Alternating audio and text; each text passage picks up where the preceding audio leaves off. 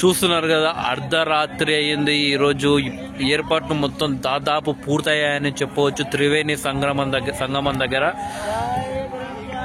So 3 నదులు కలిసే చోటు ఏదైతే గంగా నది, యమునా నది, సరస్వతి నది 3 నదులు కలిసే చోటును త్రివేణి సంగమం అంటారు. సో మనకందరికీ తెలిసిందే, అక్కడ రేపటి నుండి మహాకుంభమేళ సందర్భంగా అందరూ కూడా స్నానాలు చేశారు. సో మనకు తెలిసి తెలియక మన జీవితంలో చేసిన కొన్ని తప్పులైతే ఈ యొక్క స్నానం చేయడం వల్ల పోతాయని చెప్పేసి ప్రతి ఒక్క హిందూ అయితే అనుకుంటుంటారు.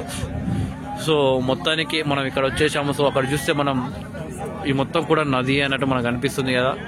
సో చీకటి అయింది, అయినా కానీ ఇక్కడికి బాగా జనాలు అయితే చేరుకుంటున్నారు. మొత్తం లైటింగ్స్ ఏవైతే ఉన్నాయో అక్కడ మొత్తం ఏర్పాట్లు చేశారు. అక్కడ జనాలు అంటే ఇక్కడికి వచ్చిన జనాలకు ఎలాంటి ఇబ్బంది కలగకుండా వాళ్ళకైతే ఏర్పాటు చేయడం జరిగింది.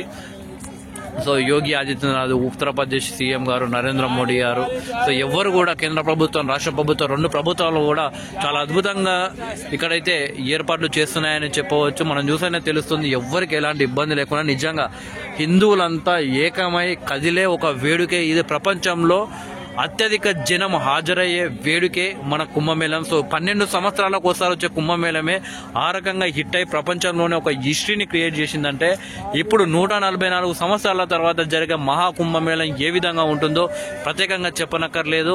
దీనిపై దాదాపు భారతదేశంలో ఉన్న జనాభా 40% జనాభా ఇక్కడికి వస్తారని చెప్పేసి అందరూ భావిస్తున్నారు. సో మనం చూస్తూ ఉంటే మొత్తం నది భారీగా ఇప్పుడు చేరుకుంటున్నారు. కేవలం ఇండియా నుండే కాదు, ఫారెన్ నుండి కూడా ఇక్కడికి వస్తారు. ఇప్పటికే చాలా మంది అఘోరాలు కావచ్చు, బాబాలు కావచ్చు, ప్రజలు కావచ్చు, అందరూ కూడా చేరుకుంటున్నారు. ఇక రేపటితోటి మొదలవుతుంది. ప్రధాని నరేంద్ర మోడీ గారు, యోగి ఆదిత్యనాథ్ గారు కూడా వస్తారు. మనకు క్లియర్గా అక్కడ షిప్పులు అయితే కనిపిస్తున్నాయి. ఎవరికి ఎలాంటి ఇబ్బంది లేకుండా మాత్రం వీళ్ళు చేసిన ఏర్పాట్లకు మాత్రం నిజంగా సల్యూట్ చేయొచ్చు.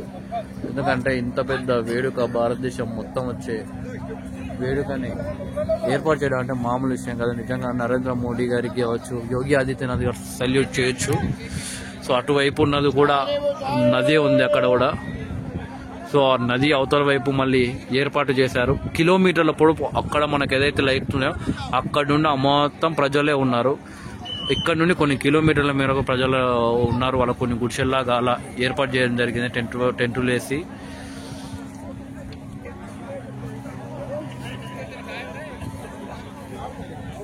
చాలా అద్భుతంగా ఉంది ఇక్కడైతే. వాతావరణం కావచ్చు, వేడుక కావచ్చు, వాటర్ కావచ్చు, నది నిజంగా ఎంతో పవిత్రమైన గంగా నది, యమునా నది, సరస్వతి నది కలిసే ఏకైక చోటు.